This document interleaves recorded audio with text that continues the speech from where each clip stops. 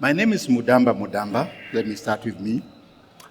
I've been a long-time theater artist. I started off way back where Mzenge would say, maybe I wasn't even in the space then.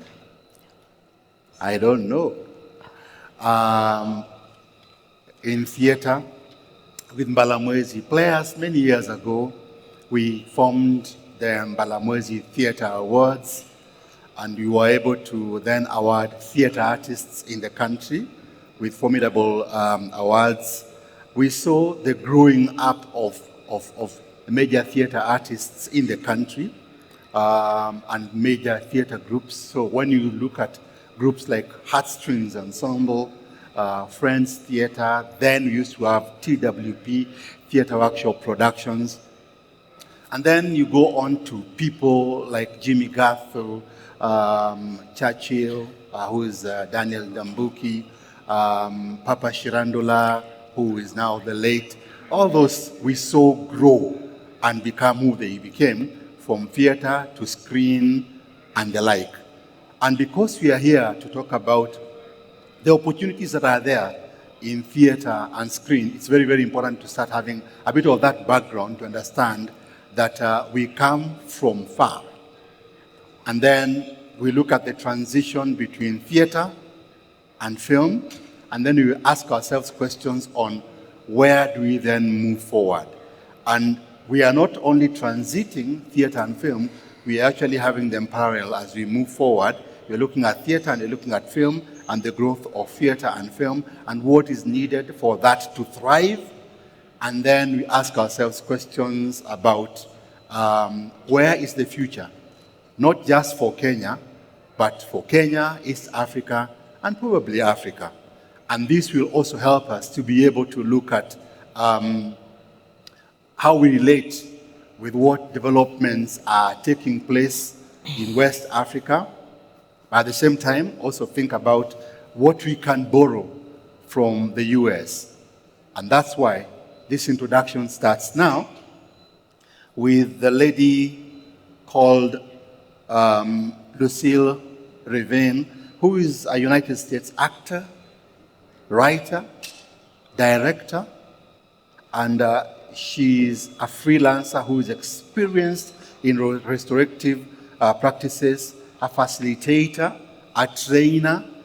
She's skilled in acting, mainly for stage, writing, directing, editing, facilitation, and public speaking.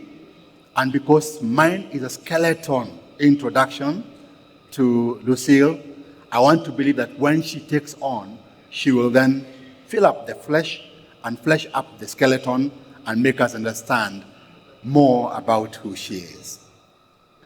I'll then come to Wakio Mzenge, who's here, right here next to me. She's called Wakio Victoria Mzenge, but the Vic is silent, just like my P is usually silent. So, Wakio Mzenge is a freelance artist, award-winning voice, stage, and screen actress with a vast experience and is renowned for her professionalism and her memorable performances in numerous TV and big screen and stage shows, including Showmax's County 49 as Governor Nerima, which was the lead role, Crime and Justice as Dr. Auma and Zainab, and you can go on, and then you can find her on stage, I think soon at the Alliance Francaise, doing what she knows best, being on stage, and she'll also flesh up that and add a little bit more to what she does when she takes on the microphone. I now go on to, again, just do a very brief intro to Peter Macon. And the reason why I call him Peter Macon is because I am, in a previous world, I am Peter Mudamba. So we are PMs. But Peter Macon is Peter Gerard Macon, and Peter Mudamba became Mudamba Mudamba. So I am Mudamba squared. Mudamba squared. Peter Macon is an American actor, renowned Hollywood actor. He's best known for his role as Lieutenant Commander Bartus? Borders. Huh? Borders. Borders. Okay. In Fox and Hulu television series, The Orville.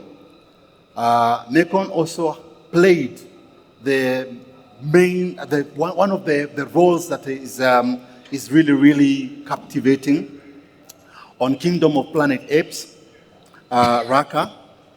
And one of the things I'm able to relate to Macon is his passion for theater, performance, and the voice behind the things he does.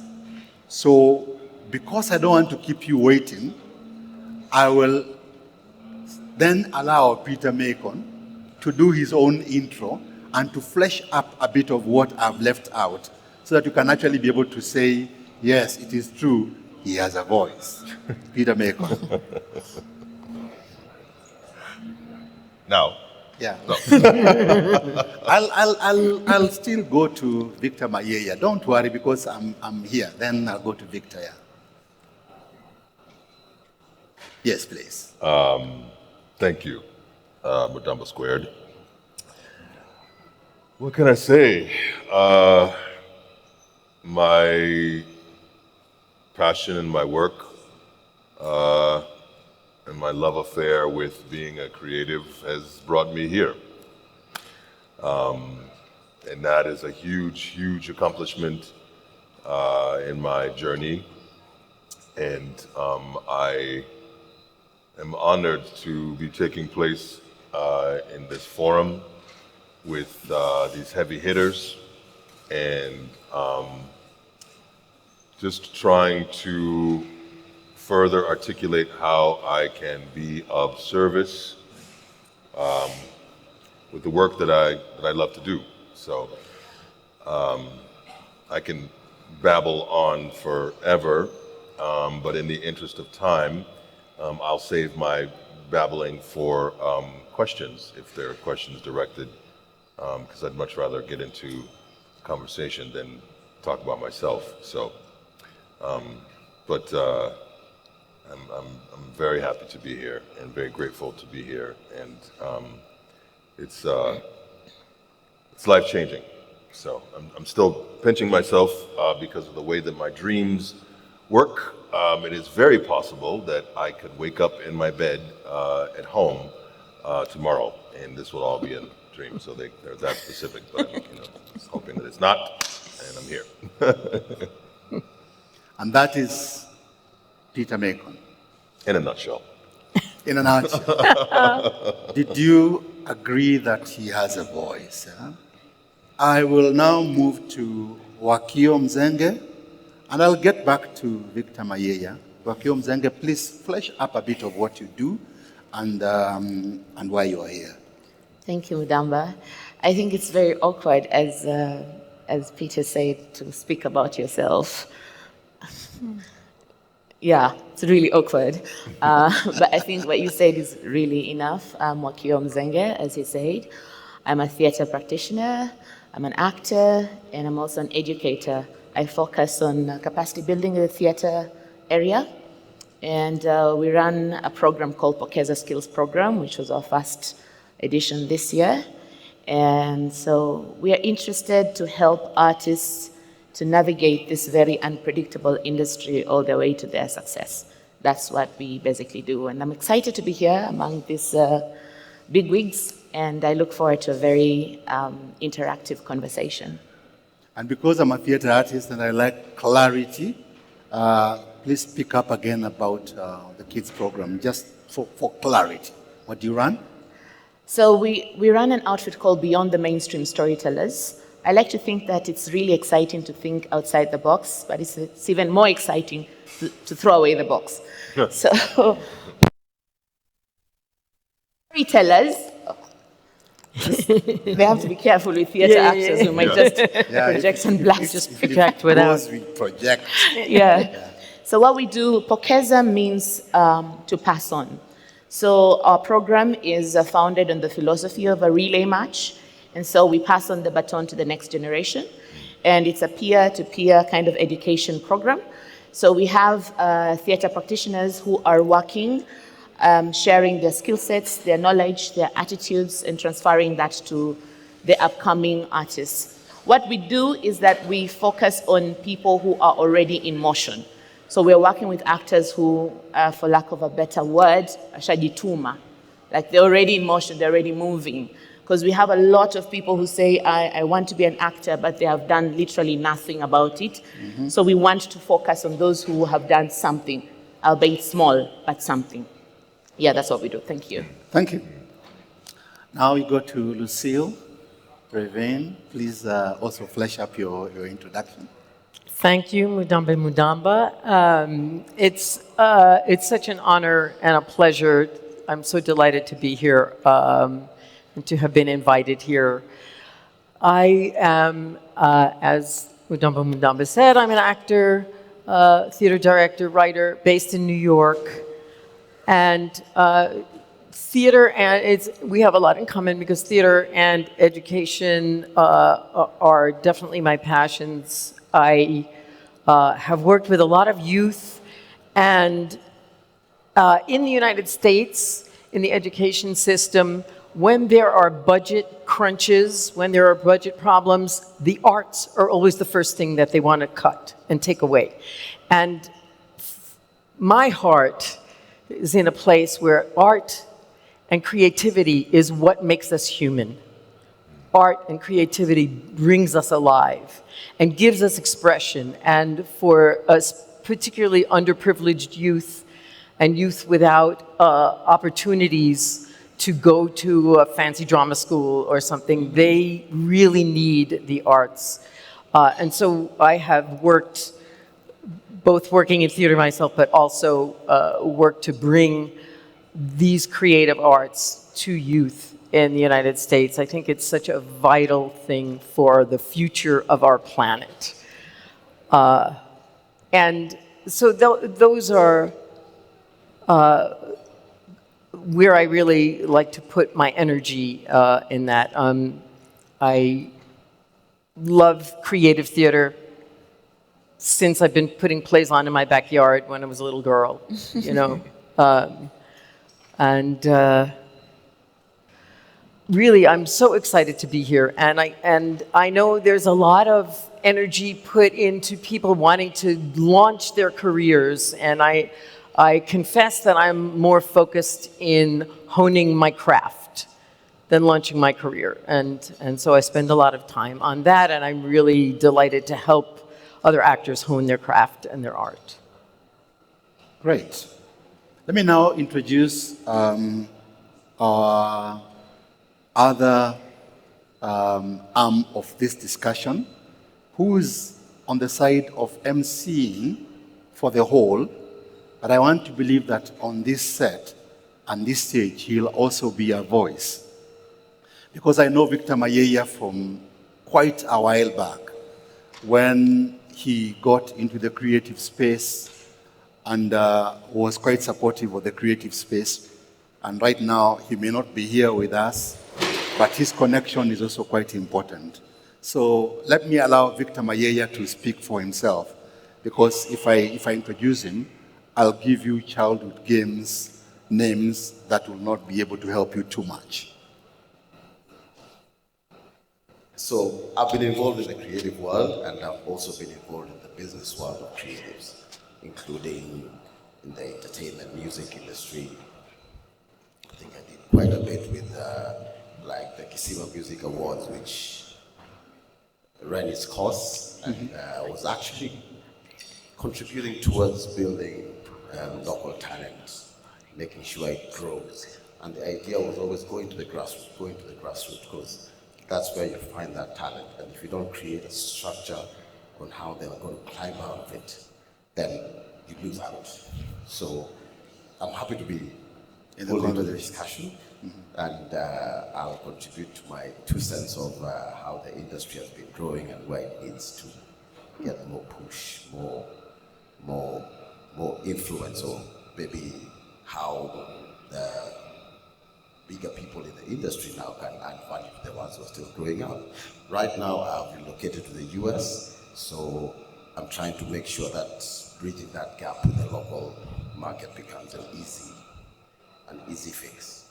So, as a marketer,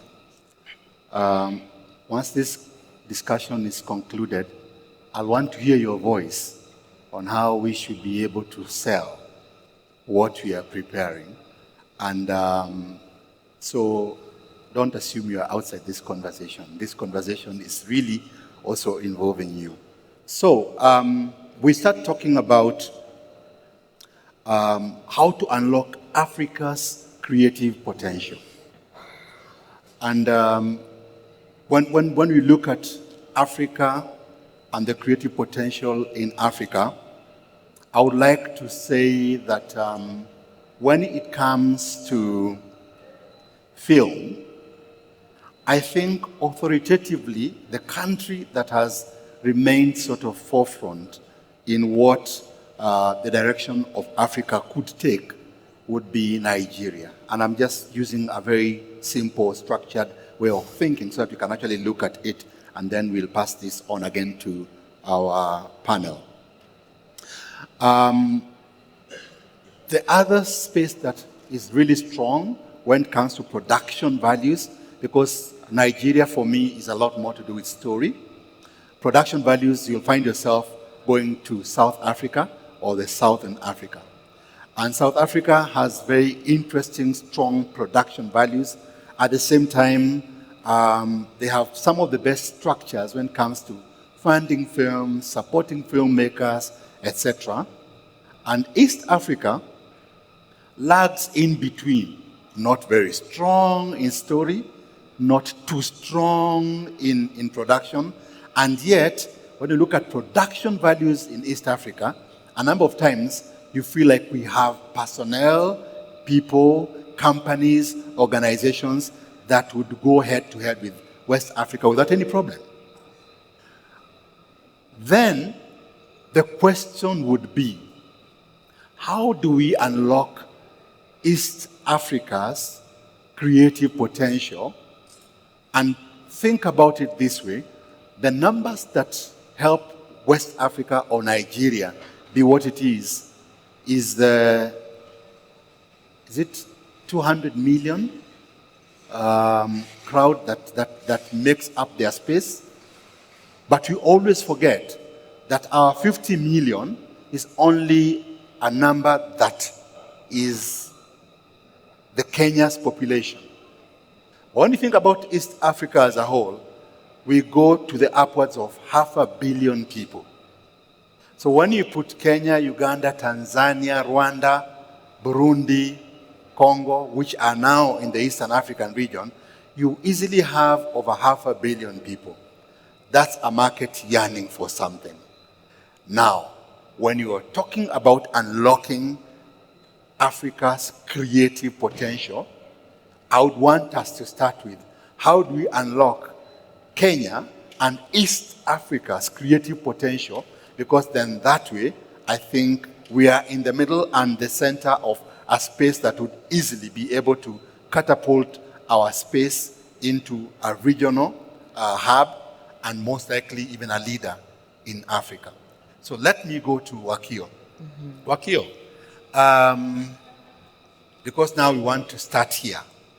What are your thoughts on the issue of unlocking Kenya's and East Africa's creative potential? I don't want to put the whole of Africa on your shoulders for now. Mm-hmm. Kenya and East Africa's creative potential.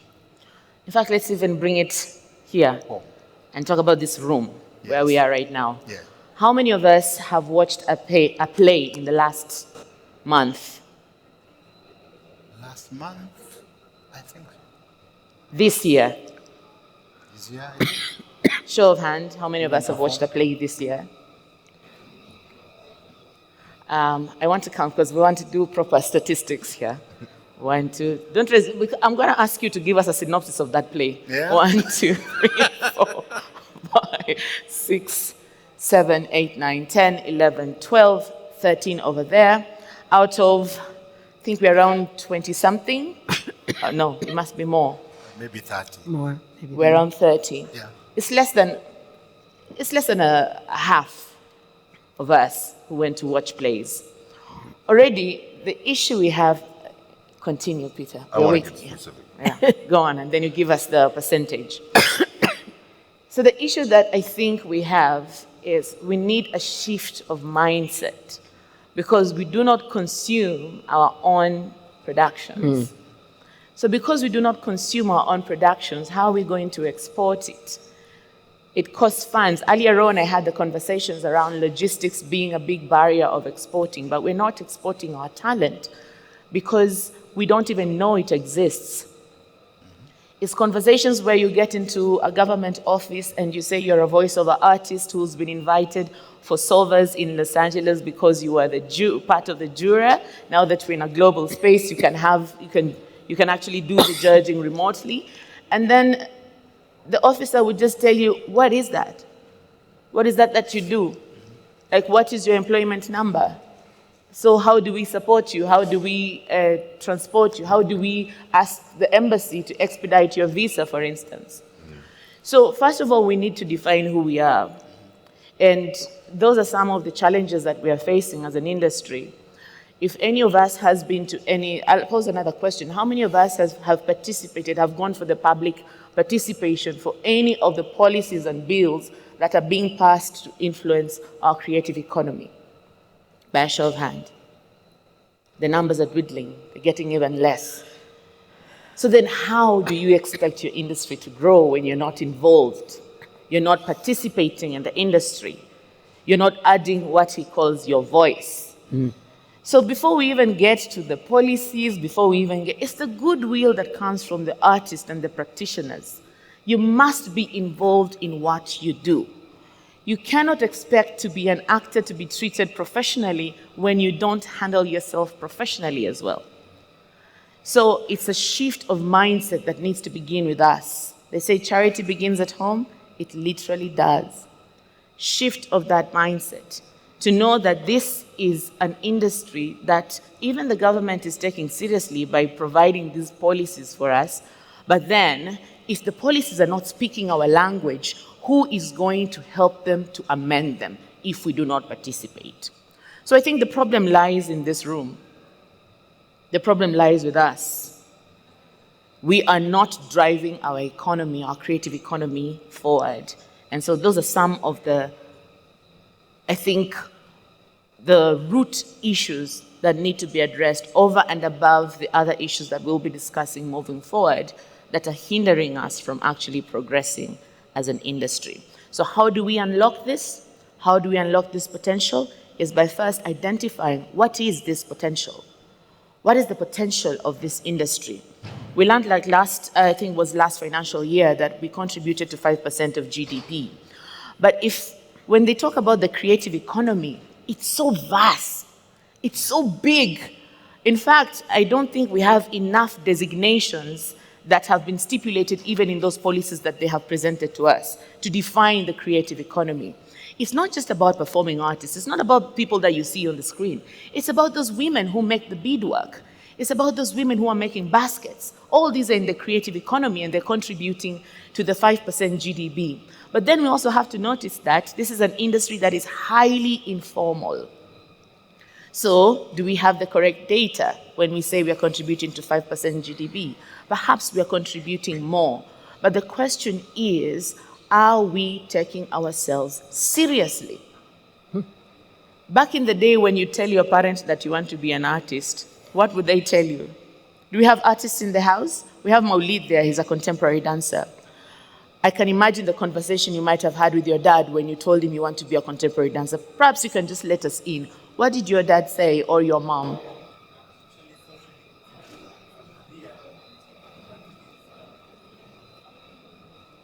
It's an interactive session, isn't it?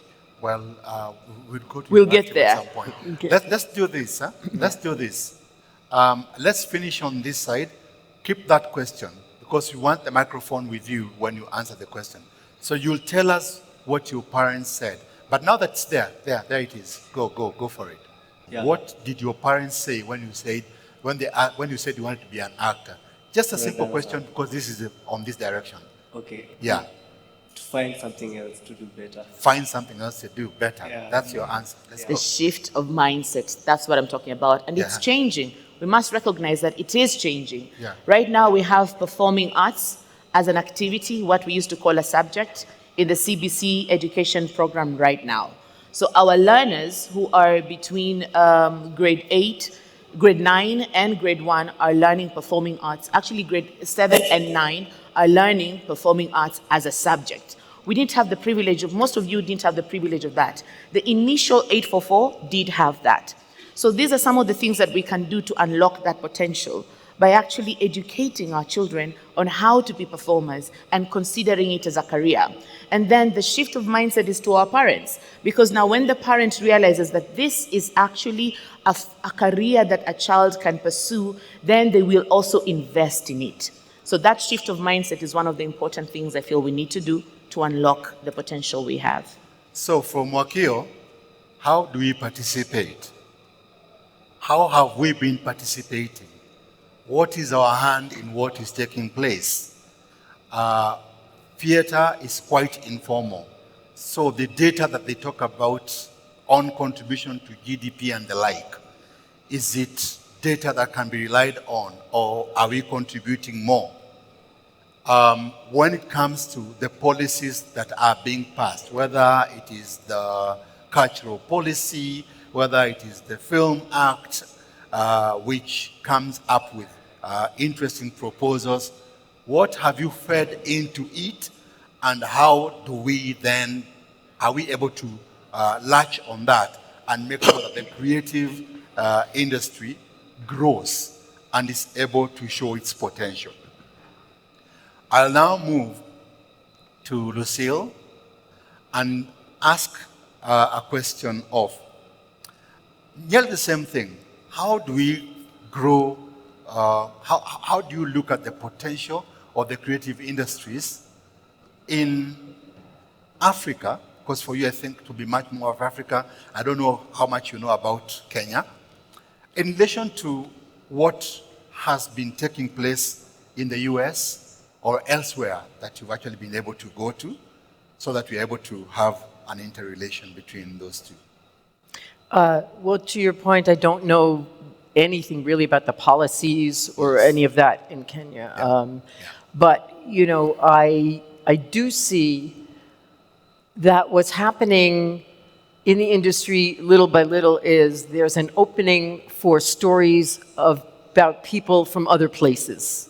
Even in the film industry, in the theater industry, in the United States. So you now have plays that are Broadway hits, like Jaja's African Braiding Salon, and you have movies about whether it's, you know, whether it's the African King, or, you know, whether it's Wakanda, whether it's a fictional thing, but you have a lot of stories coming out about other places in the world, about Africa, about Asia, and I think that is, the interesting thing there is those films are making money, and that's what drives a lot of the forward movement, right? So I think there is a potential to get out stories of places that we haven't heard the stories of yet.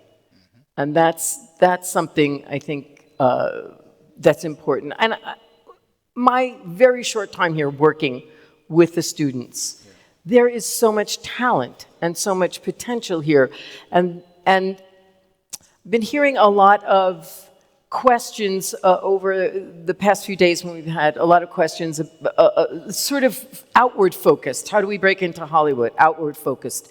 And I want to say inward focus is maybe what you need. You know, inward focus. How do you build here a strong enough base of production companies and talent and conglomerates that you start to carry your own, and then other people are going to go, oh, wait a minute, we want a piece of that.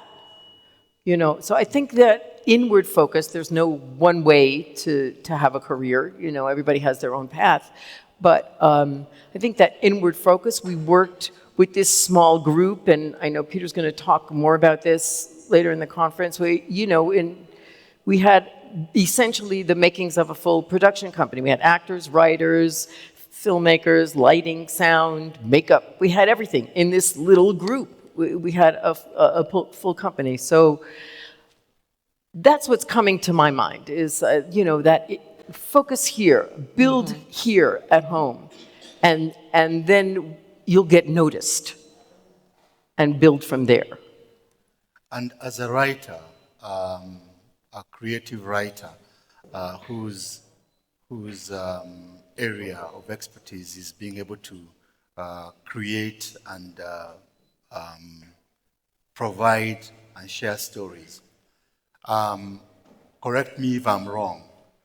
I am told, and I've actually heard this, that, for example, you are from the States, but in Europe, there is sort of a dry spell in story, and a number of stories are being retold again because stories have been told. And you've talked about looking inward and being able to share our stories. Is it something that you would like to see more coming out of Africa and our stories being shared and finding themselves on screen? Or do you think that our stories are not really for export and we should most likely be able to concentrate only on the inward first? Well, it's hard for me to speak for the industry, but personally, I think the stories are to share. I think, stories have been told, to your point, over and over and over in a lot of filmmaking. They remake old films, they tell the same story a different way, and I think new stories are really exciting and invigorating to the industry. Again, I don't know. I'm not a big movie producer with a lot of money to invest, so I can't speak for that faction, but it's what I look for. That movie, yeah, I've seen one like that, I've seen one like that. Oh, I haven't seen that. I want to go see that. And so I think the stories from here are stories that can be told worldwide and evoke interest worldwide because they're stories we haven't heard a lot about. Great. Let me turn to Peter Macon and still ask about the issue of the opportunities in the creative sector. And I'll end up being a little bit more specific to you on what are these opportunities, and apart from that, do you think you see maybe a team from the US wanting to latch on some of the opportunities? Because you are the one who will end up saying this, and this are opportunities. And in these opportunities, we think this could happen, without leading you and being too much in the space of telling you what you need to say. Okay.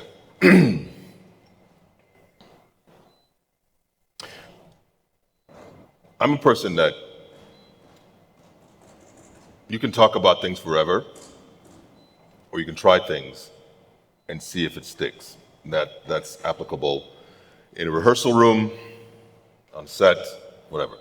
Okay? So just work with me.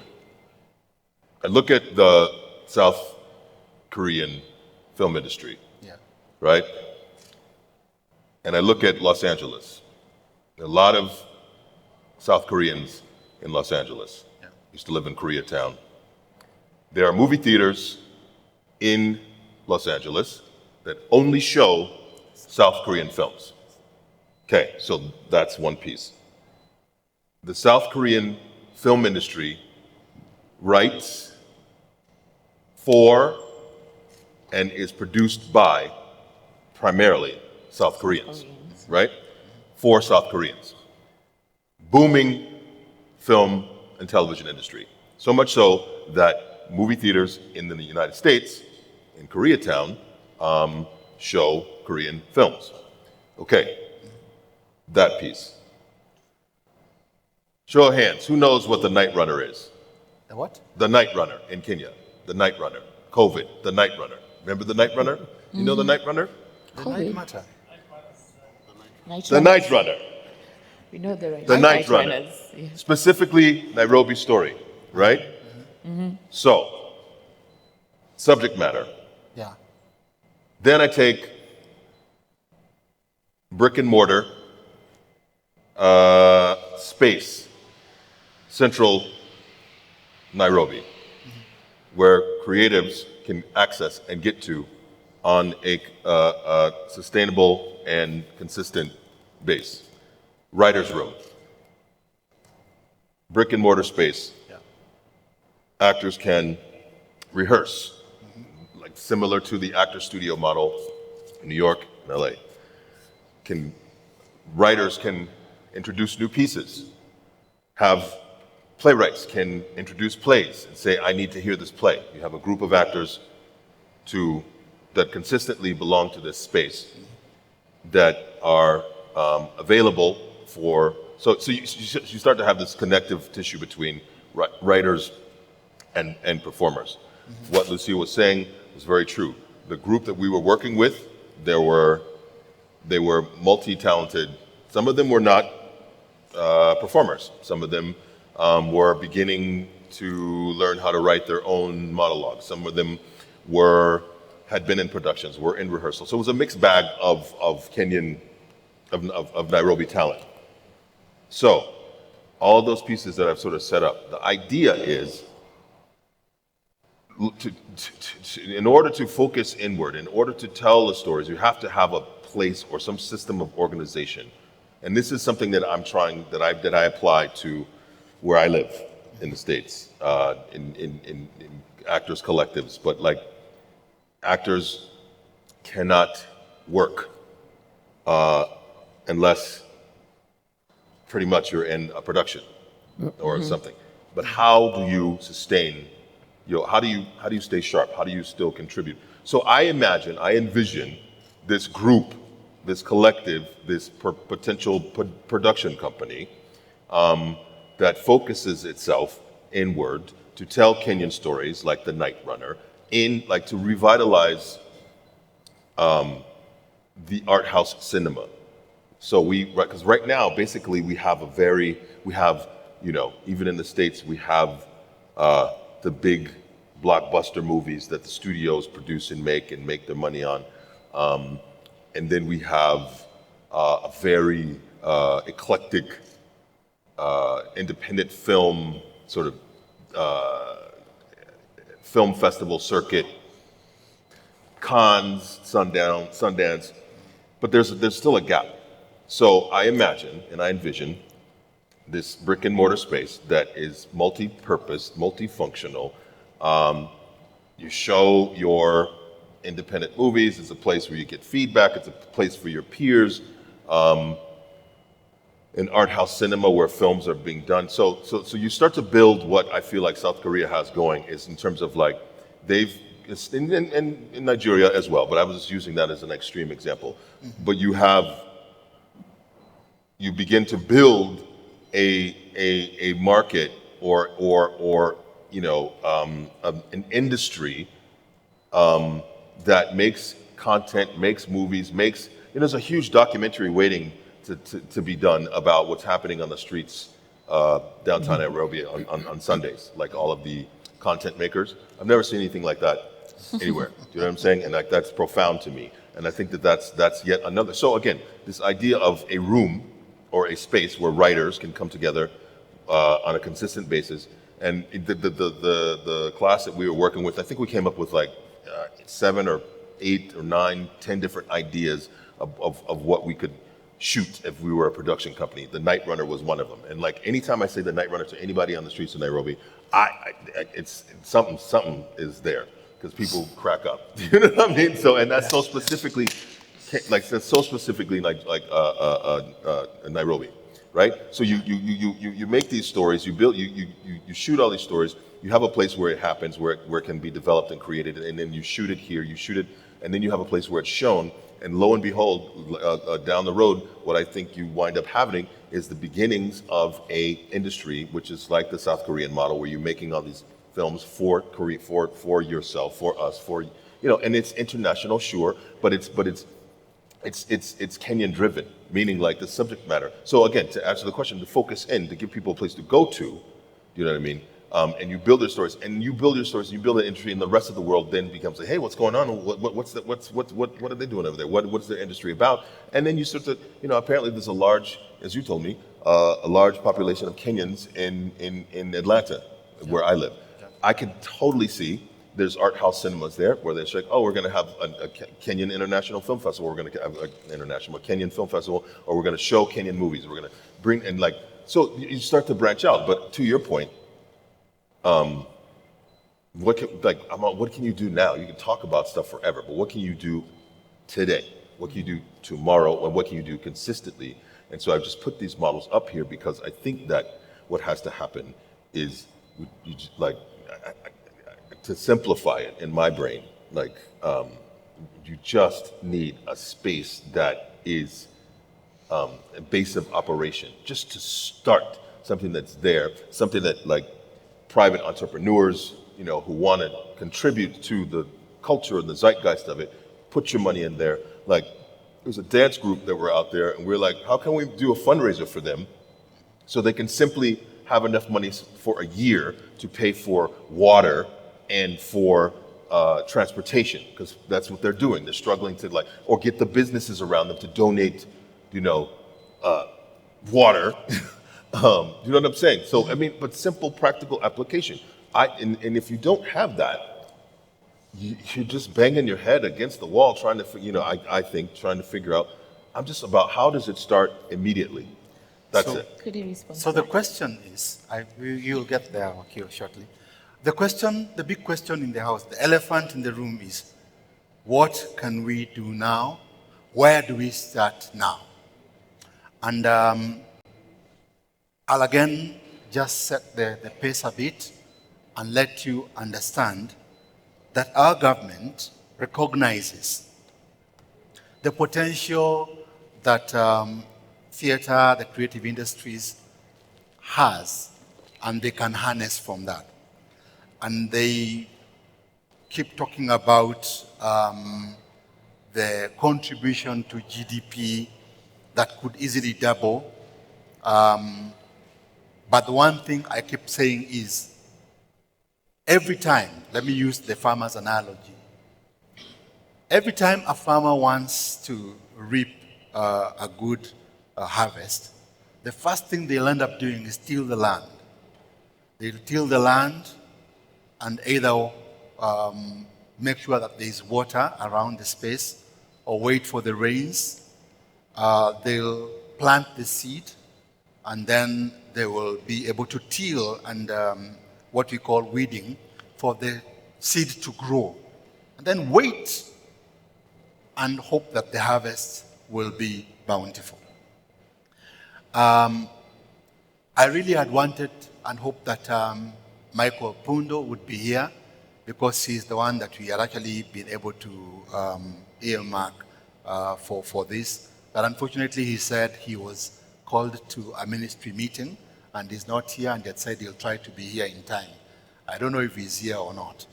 But here is the question for government, if government is around. You cannot expect to have a bountiful harvest if you don't prepare the land. You cannot be able to expect a profit without an investment.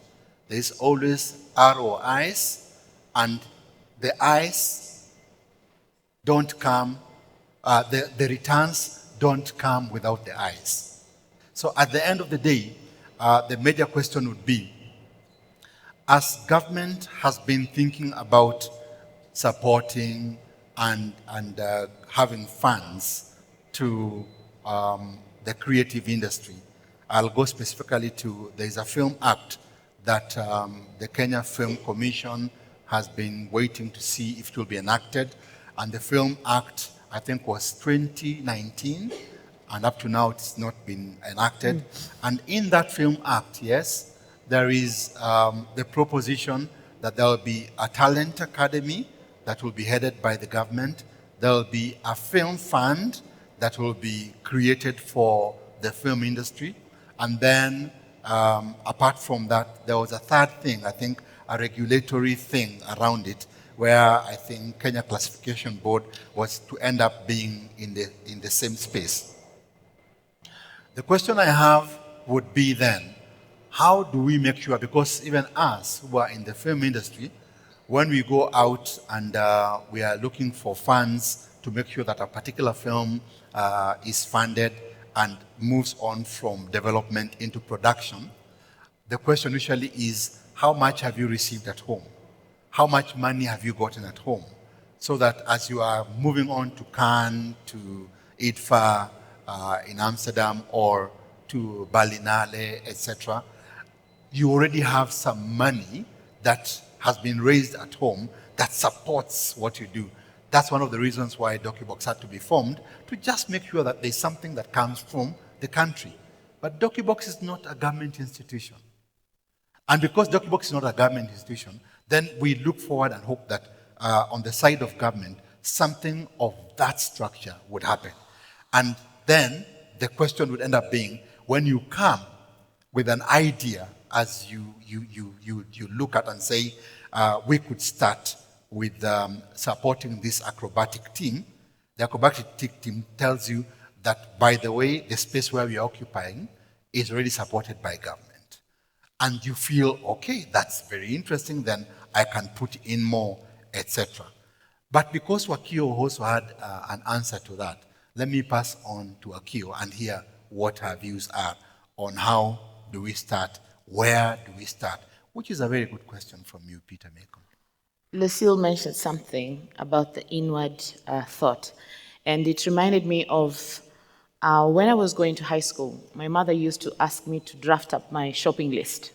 I think most of us used to have that, writing our shopping list of the things that we want while we're going to high school. Yes. And she used to tell me to just dream big, write your wants and your wishes and everything on that list. And I would write it. And then she would sit down with me and tell me, now I know. These are the things that you need. But this is what I can provide. So she would go scrapping off the things, you know, the blue bands, the cocoa. Some of you cannot relate, but those are the... We used to make a mixture of cocoa and margarine and sugar, and it used to be a snack during high school. But she would scrap off such things and just leave the bar soap and the kiwi to polish your shoes and all the important things that she felt like you could not do with. And that's the model we need to approach our careers with, because when we compare ourselves to Broadway or West End in theater, for instance, we're doing ourselves a disservice. Because these are years of practice, over hundreds of years of practice, where we are just, a few years old in terms of practice.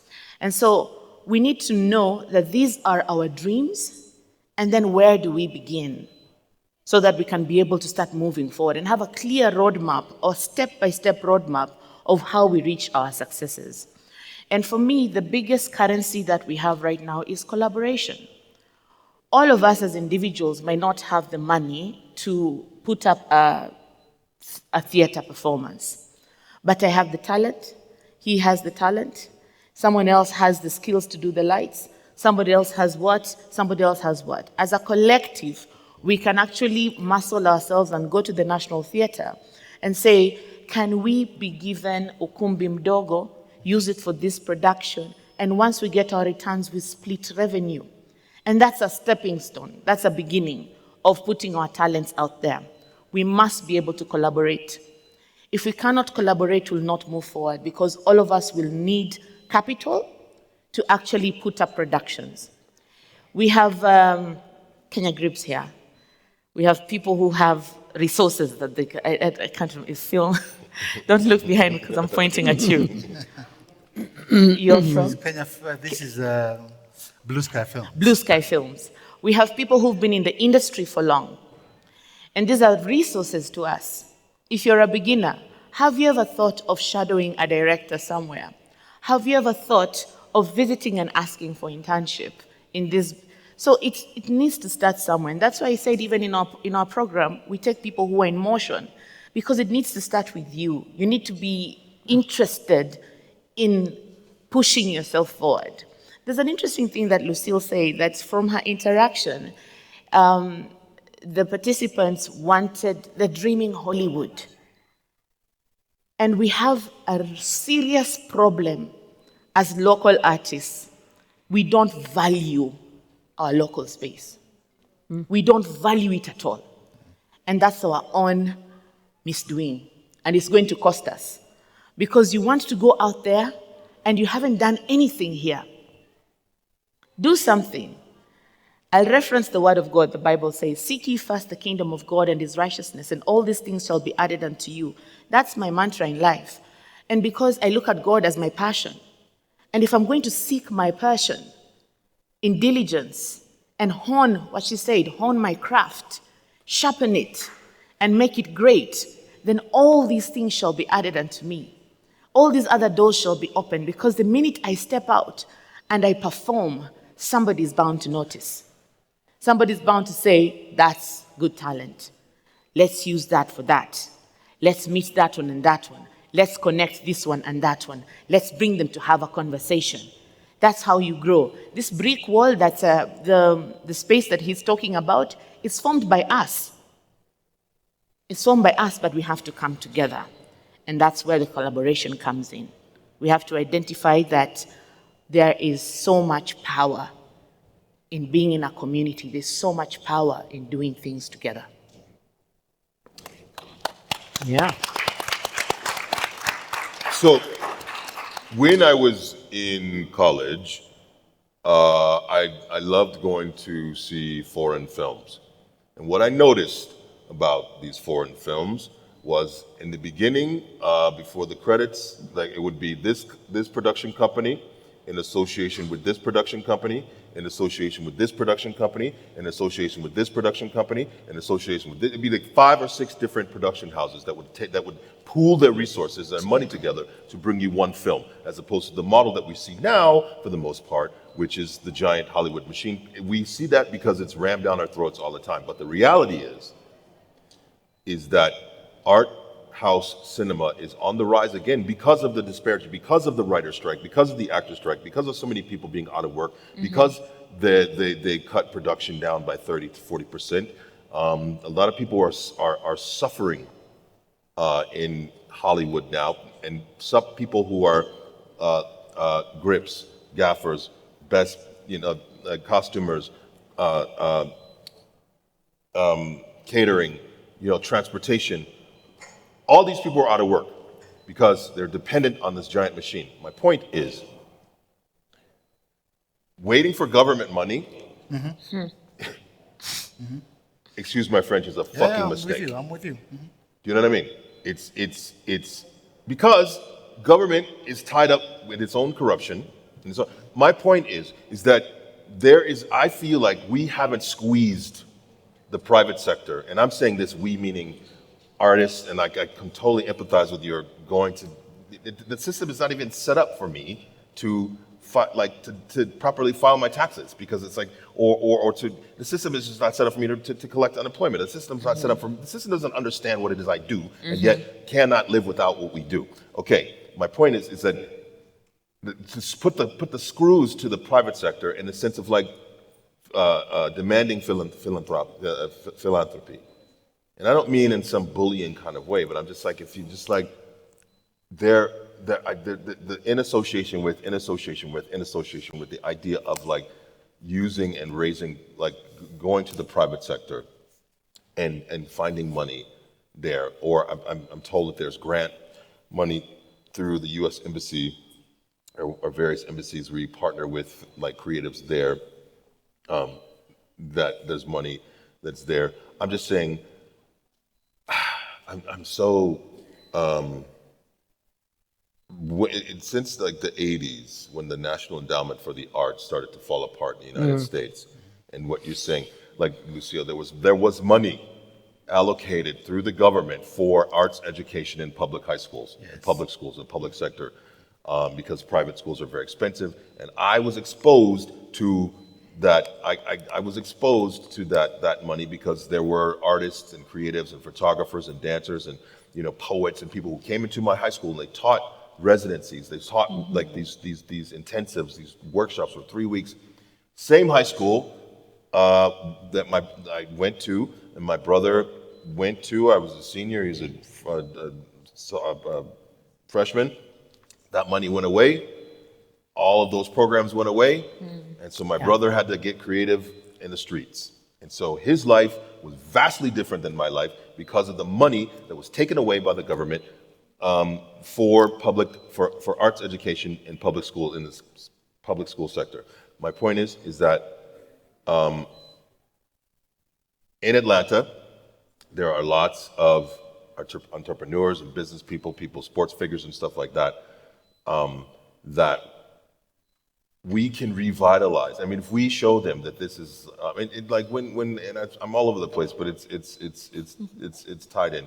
When the commodification of art became a thing in the late '80s and Sotheby's, and so where paintings started to sell for millions of dollars. I'm saying we build it, they come. Plain and simple. You build it, they come.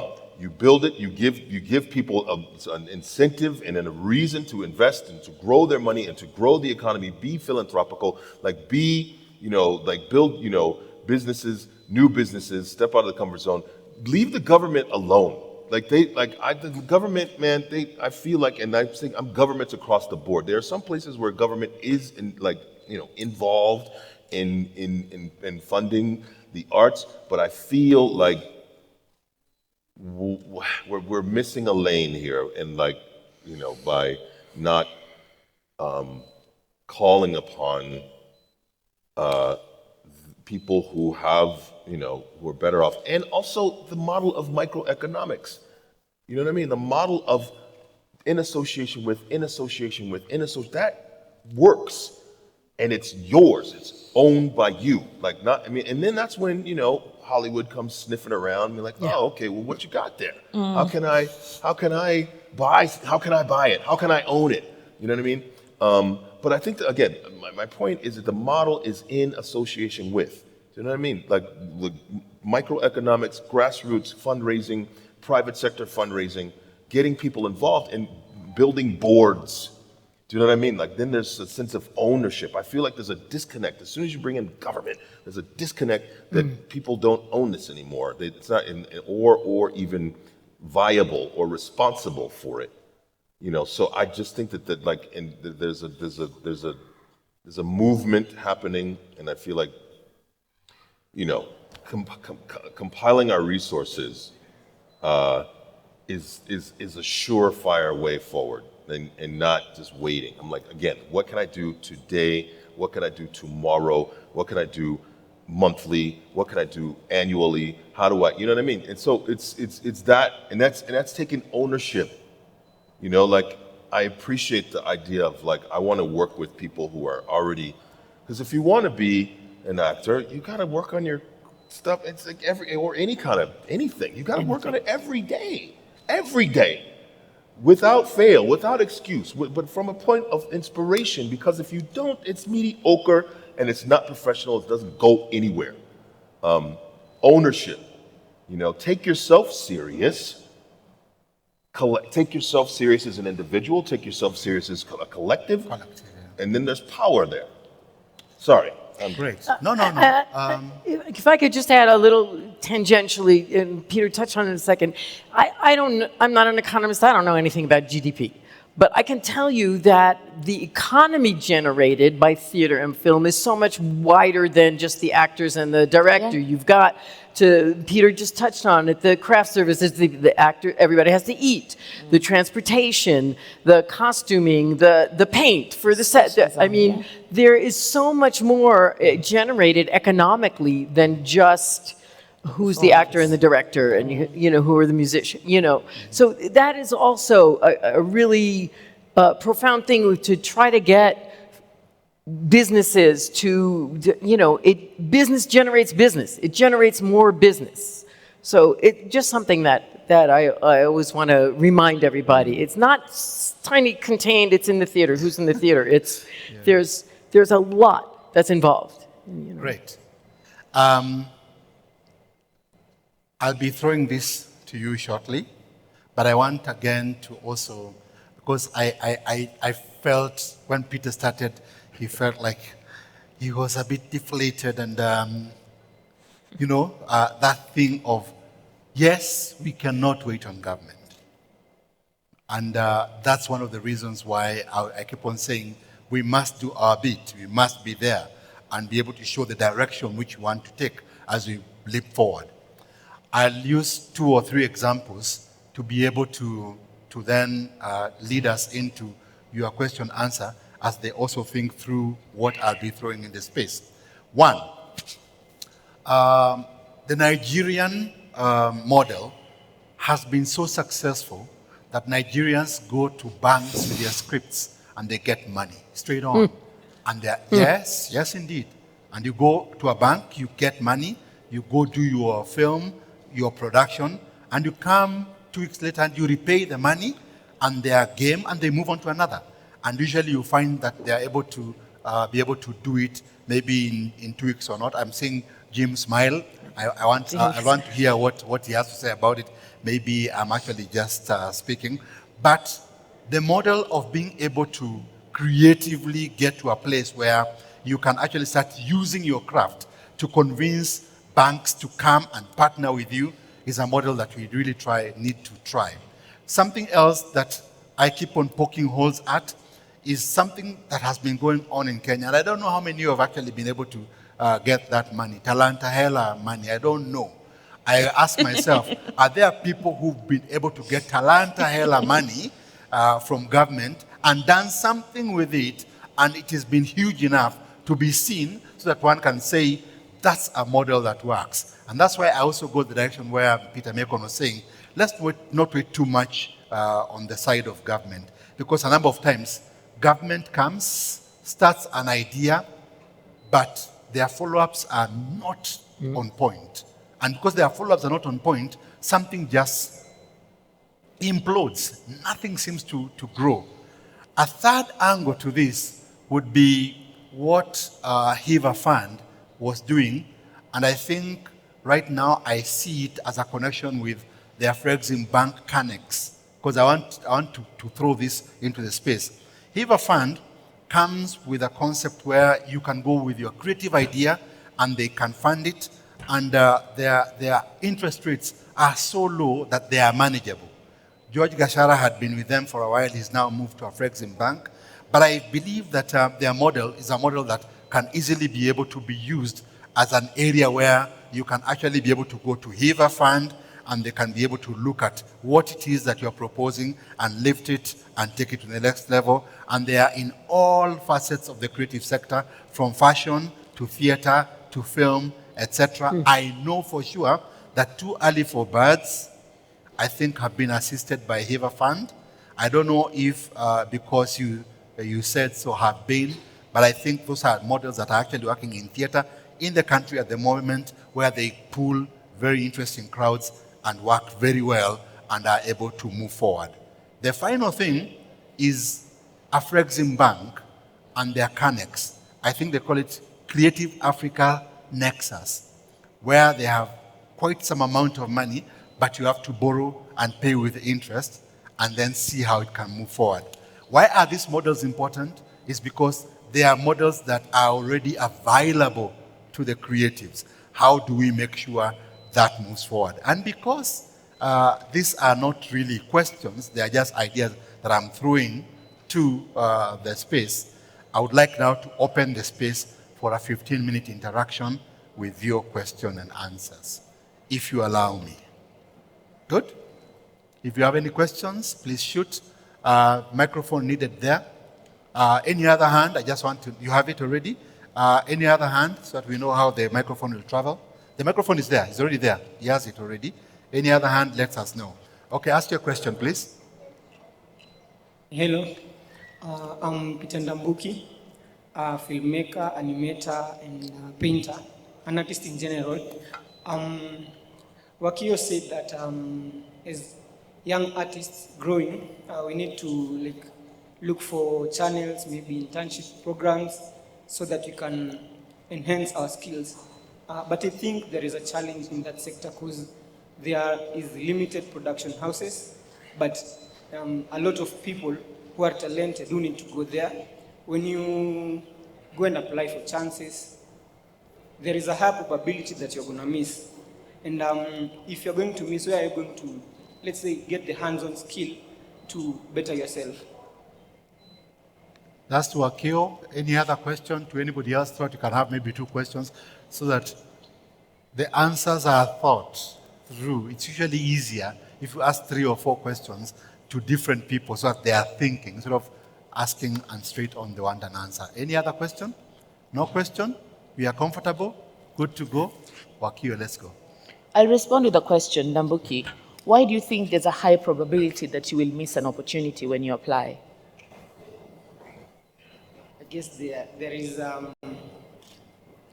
high demand, but less of the space is not that big for people. So there are people who will be selected, but it won't be you.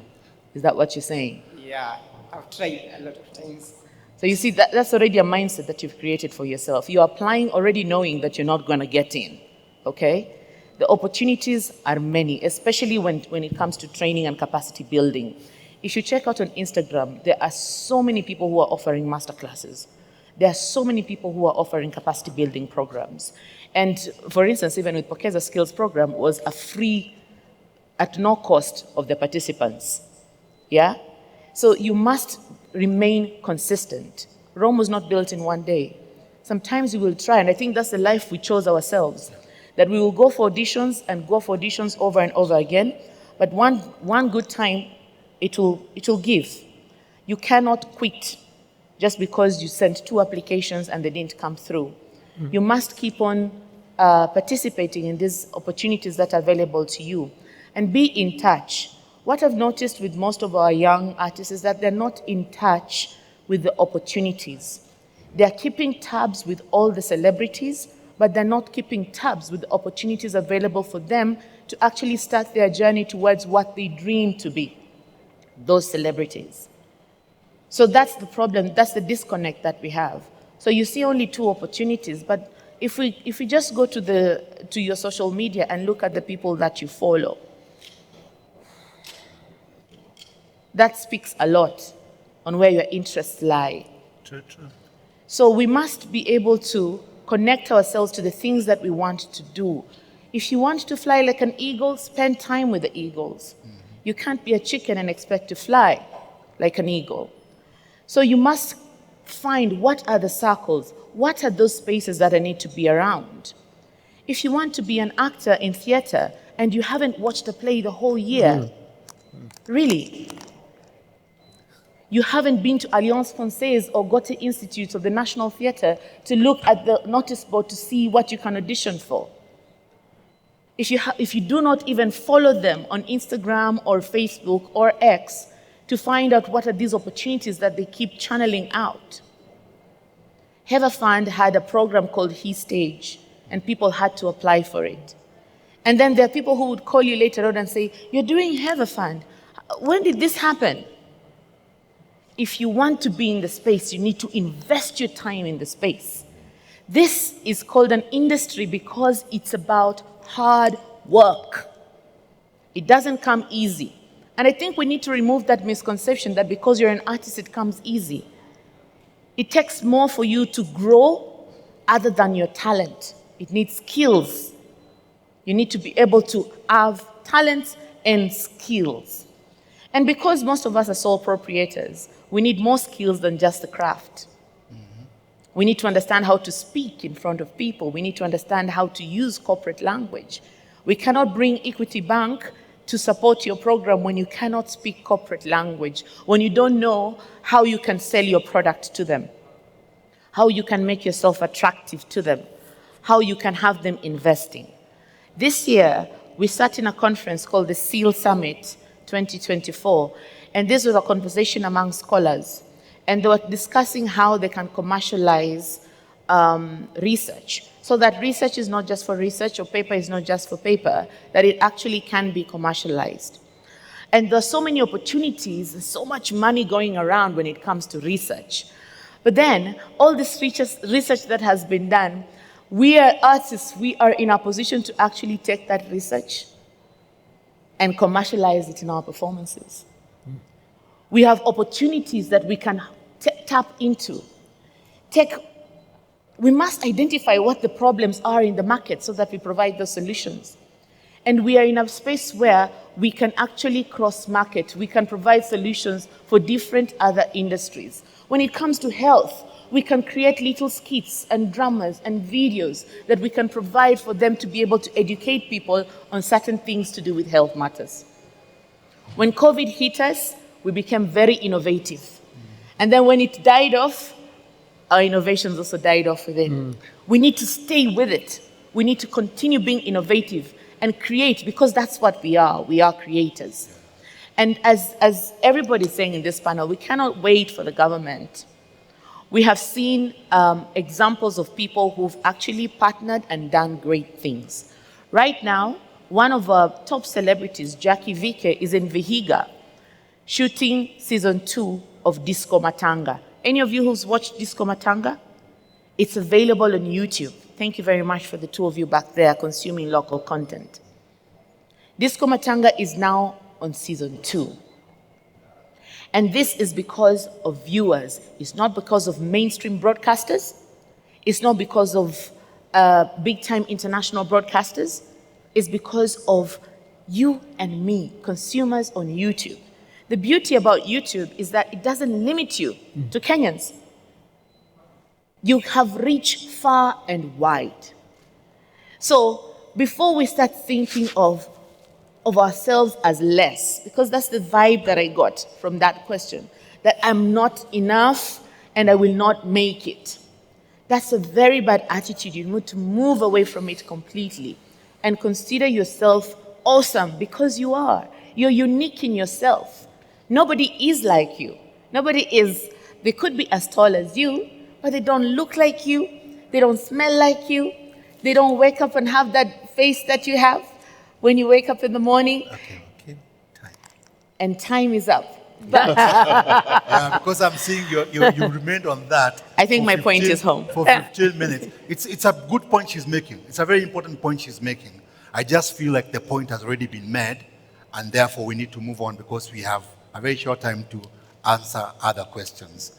But one more thing I wanted to add on to what she says is how prepared are we when we go into a space, especially when you want to approach a corporate. What kind of proposals do you write? How serious are you in writing the proposals? Do you think you, as a theater artist, can still be able to do the proposals? Or do you need help to write a proposal? Do you know how to write a budget for what you want to do? Do you need help in that? Those kind of things are very, very important for us to actually understand that the corporate world will not excuse you for being an artist for taking to them a shoddy proposal. That's an important point. Please remember, ask for help. Ask YORA for help. If you need those kind of things to happen, let's see what happens.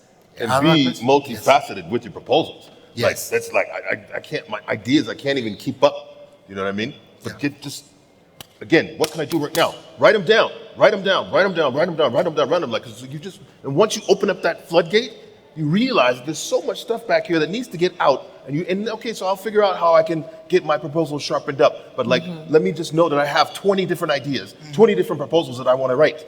You know what I mean? And then you will always be busy.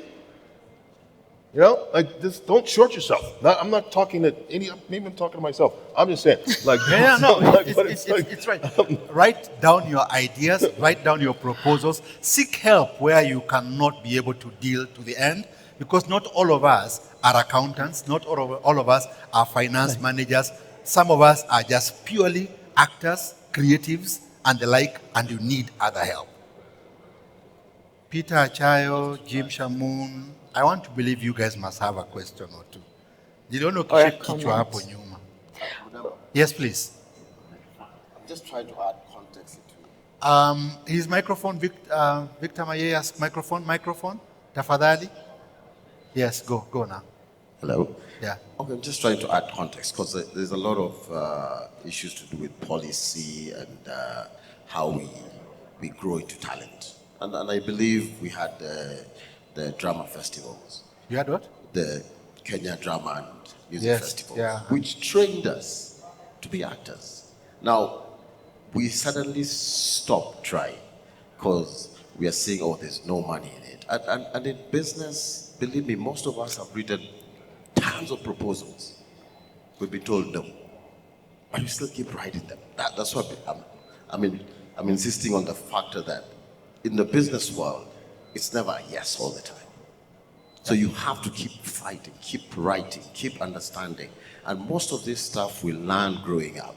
Like I've just said, Kenya Drama Festival taught us acting. In school itself, it teaches us curriculum, business, and all that. We take it for granted once we step away, we say, I'm finished with school. Keep learning, keep reading those books.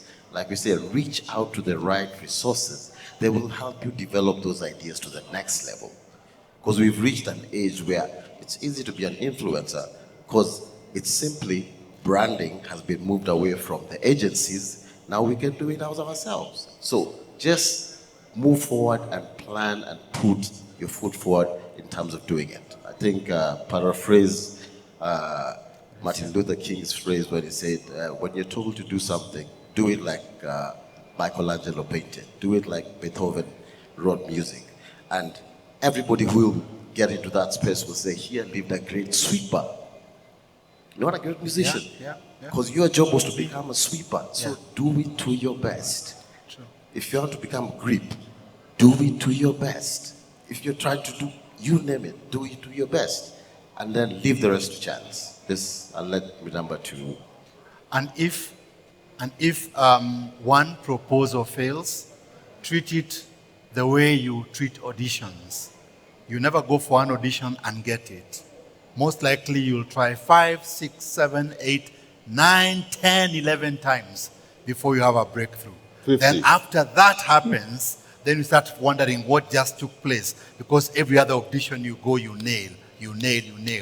But when you are starting, there are moments when you can really try and things don't seem to be working for you. Yeah? So, any other question on this side? At the No back over question? there. You are good? There's a lady Okay, there. good.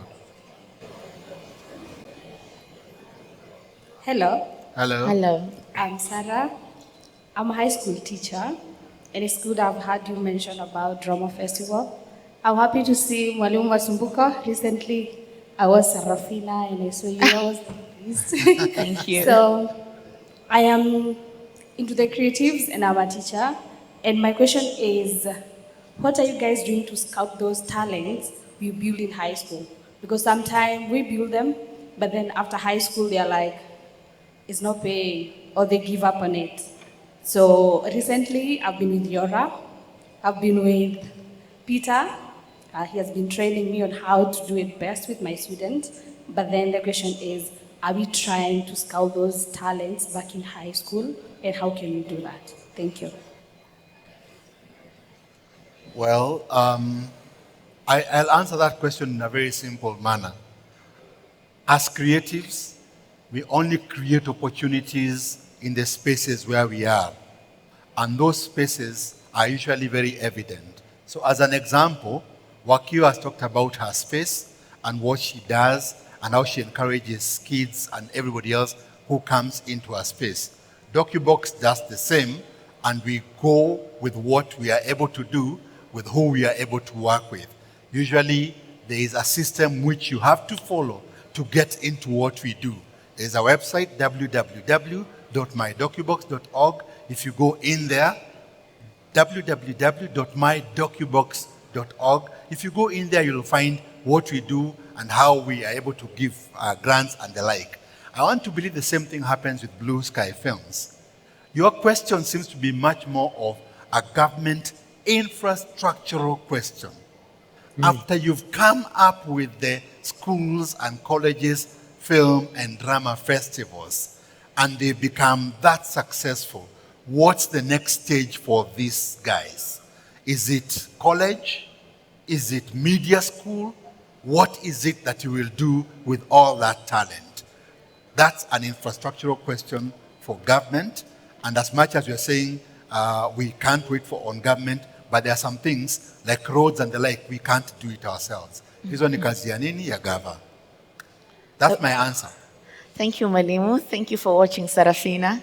Sarafina is a musical that we performed last month. Thank you so much. I would speak, last year, I happened to be honored to be the ambassador of the Kenya International Theatre Festival. And I think that the outfit itself will be able to respond to what you've just raised. What the Kid Fest is doing is integrating high school performances during the drama festival and bringing them to have an experience in the commercial space. So what we did last year is that we took we invited institutions that participated in drama festival to bring their pieces during the Kenya International Theatre Festival and perform as a commercial performance that was actually ticketed, and they actually received remuneration for it. So that's one way in which the students who are performing in drama in high school can actually start seeing how this can be a career. But an interesting thing that we happened to do this year was to actually improve the syllabus for the Kenya Schools and Drama and Colleges Festival. Why we did that is because there's a huge disconnect between the performances in school during the drama festival and the commercial performances that we see in our theater. The disconnect was that in terms of the quality of performance, the overdependence on timber for the backdrops and whatnot, the performance itself was, for lack of a better word, was over-dramatic in the drama festivals. And in the commercial theaters, we don't have that kind of performance, actually leaning towards realism at the moment. Yeah. So for that reason, we actually had to streamline the syllabus. So from next year, the performances will be slightly different. We're starting with the counties that are performing this year. They have a festival at the end of the year, and they will be training on this new syllabus. And so those are some of the transitions that government is doing in terms of helping the industry to have a good transition between your performances in high school and the mainstream performance. But as a parent, I think also as parents, we play a vital role in that transition. Because if your parent says no to it, that they cannot invest in it. And so most of the high schoolers will end up pursuing other careers because of that. Let's also give a round of applause to the universities that have started faculties in art and theater. When I was in university, I think only Moi University, and maybe Nairobi University, KU, that offered theater. But now we have so many, not just mainstream universities, but also colleges that offer diploma, degree level, masters in arts, film, theater performance. And so let's take advantage of that as well. Yeah. Thank you. I want us to come to the close by having closing remarks. Yes. Yeah, I waited for the hand, and I was actually, when I ask 16 times, I just move on. I'm actually, niko kama inaitwaje, what's it called, a warthog? Just goes. So let's have that last question, then we'll have closing remarks on this end.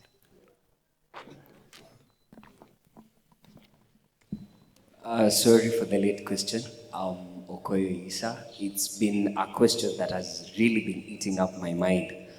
I wanted to ask, how do you get to the role from an audition? Mama Mzazi has said, that's Wakio, she has said that you have to have the mentality of an ego. That is true. And you have to try as much as you can. Keep on trying every day until those doors open. You know, it gets to a point where you just feel, am I not good enough? I have been to more than 12. I have been to more than 15. There is none that has ever opened up for me. So I really wanted to know, how do you get to the role after an audition, and what should keep you moving and going as an artist and as an actor, even though those opportunities take time to open? Yes, He will answer that. Can I answer that? Yes, Peter. Please. I've been paid to be an actor for 36 years. I started when I was 17 years old and was paid. And my career has gone up, my career has gone down. It is a marathon. Do you understand? I was out of work for a year and a half. I sent 50 auditions out. 50. 50. Yeah. And the whole time I'm like, but you know what? When I got the one, all the ones that I didn't get, I wasn't thinking about. Do you understand what I'm saying? It sucks until it doesn't. So you gotta stay in there, you gotta keep fighting, and and part of the not getting it is just as important as getting them. Understand that there is no guarantee that you are going to book a job. So if you love it, so what? I'm gonna do it anyway, because I have to do it. Do you understand? And so you walk in there and you maintain that confidence. I have a demon on my shoulder that I love. I hate him and I love him, but I need him to make me understand who I am on a daily basis. It's a fight. And you know what? Because I love what I do, I win. That is the one that wins. You cannot let yourself succumb to insecurity. Yeah, and you can't take it personal. There are thousands and thousands and thousands and thousands and thousands and thousands of people who are trying to do what you're trying to do. If it were easy, everybody would be able to do it. But it's not. And you have to stay in there and understand that you fight. You fight because you love it.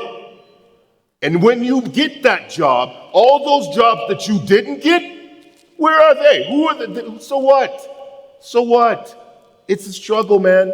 It's a struggle, and it's like, there are people whose careers are twice as long as I've been alive, and they still, that's what it is. You got to understand.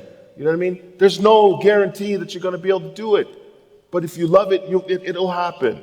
Do you know what I mean? But 50 on, like, after 20, 30 years in the game, and like, I'm just like, I thought that I had something to say. I thought that I was good. But you know what? I have to say, well, I am. You know what I mean? And I believe in myself. And every one of these auditions that I would get, I wanted, and I didn't get. I'm like, okay, keep it moving, because I know that this is how it goes. And it goes like this forever. You know what I mean? Even people who are like, you know, they're at the top of their game, whatever, they still, that's just what it is, man. That's just what it is. You know what I mean? So.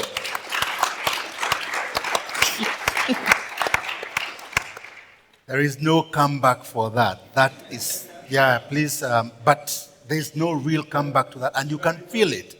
You can feel it, yeah.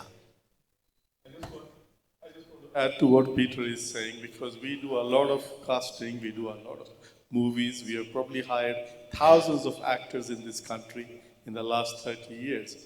The thing is, when the final casting is happening out of hundreds of people, you end up with like 10 people, and they're all really, really good. Yeah. And they're all perfect for the role. But you know who gets the job? It's the one that the director liked.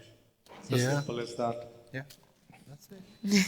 And What did he say? The one The one that the director likes. And I'm the one who the director likes. And there's one thing that actors must also understand at the tail end of all that, because I've been there. I've been there for the longest time. Actors get the role. And Jim has seen that happen. And in a windfall of the moment, because in Kenya you don't really get a lot of money for an acting role, assume for that role you get 1 million shillings. And you forget all the auditions that you went to and failed. And you go and crush that 1 million shillings doing crazy things instead of telling yourself, let me invest in something that's worthwhile. And there may not be any other opportunity for another 50 auditions. So that balancing act, man, that tightrope place, and I like the passion that I did not even want to speak of, because I felt like you actually just had thrown it in the space, and it felt like that's the way we should actually end this discussion. But because of being totally fair, everybody else should also have a closing. Maybe they'll have the same kind of fire. Yeah, please. Oh, I say? Yeah, closing. Okay. Closing remarks. Thank you for being such a lovely and interactive audience. I'm really honored to be amongst you. I would say for actors in the room, you can ace an audition, but you can really fail at the job. So it's the consistency. There's a level of discipline that you need to have that will propel you forward. So don't just stop at getting that audition. There's work to be done. And that's where you actually sell yourself, with how you relate with the team, the crew, how you relate with your co-stars, how you relate with everybody in that room, really would speak on if you're going to get a next job with that production or not. So it's not enough to just get the audition. It's more crucial that you actually put in the work when you get in there. This conversation is interesting, but let's not stop here. I think it's important for us to move from the conversation to move to focus execution. The things that Peter said, what do you do now? So if we leave this room, I think what will make me the happiest is when you have 3 things that you have decided you're going to do now to help propel your career forward. Write it down and follow through. Be committed and be consistent. Thank you. Thank you, Lucille. Yeah, I feel like I want to, there's been a lot of ideas thrown out here, a lot of information, and I kind of want to synthesize a little bit what we've been saying. And, you know, to Wakio said something earlier, I don't know if we said it on stage here when we were talking earlier, but you said something about it's one thing to think outside the box. What about if we throw away the box? Yes. Right? So throw away the box. Throw away the box and do something now without the box. You don't need the box. We were talking about, oh, you can, you know, in the health care field, we could make videos that would inform patients on how. You can also make videos that would inform doctors who are being trained. How do they deal with patients? Because there are so many different things that you. So do it. Get your company together. Get your group together. Film something. Bring something to show. And get people thinking without any boxes. Get people thinking by your creativity. Keep working on your creativity. Do what you love and do something that hasn't been done. And have it in your pocket to bring to somebody and show this is the power of theater. This is the power of creativity. And it can affect all sectors. Thank you. Peter Macon. Thank you. No, I think I've Michael dropped. You did? I think you did. Okay. For me, it's a continuous process, I tell people. And that's why even with YORA coming in and pulling in the master classes, it's to provide the resources. And you will look around. So keep looking. The resources are being dished out there. And I even remember the time I was telling you about being super extra. You remember that? It was under his umbrella, Blue Sky. We used to go for shoots every day, hoping to get 3 more seconds into our time in front of the camera. And it's an ongoing process. We never made it sometimes, but we kept on going. That's why we used to like calling ourselves the super extras. Any commercial coming up, we were right. We were right. We were keep pushing. And it motivated us. Some of us made it. Some of us are big actors now. That's why I said the opportunities are there. And I believe if we are able to visualize and look up for mentors, just look up for mentors around. The mentors are there. I think you've mentored over 500, 1,000 people just during this session you've been here, right? The numbers are exponential because it goes on. For me, the industry is growing. You need to jump into it and provide your bit of it. And I will close with my simple remark is that if you stop trying, prepare to go 6 feet under. Thank you. For me, I'll only say thank you for being here. Let the passion that we have for the creative industry be able to drive us to interest the corporates, government, and all participants to want to join in what we do. We cannot be able to be the ones who give up. We can't give up. We cannot tell ourselves we cannot do it or we are going to fail. We've got to be at the forefront. So I thank you all for coming. I thank the panel for the great work they've done. Please, a big round of applause for the panel. Round of applause, Brian. Thank you. A big round of applause for yourselves. And I take it back to Victor Mayeya. Thank you. That was a brilliant session. And like we said, the conversations are going on. We'll take a break right now for a short bit, for lunch and just networking.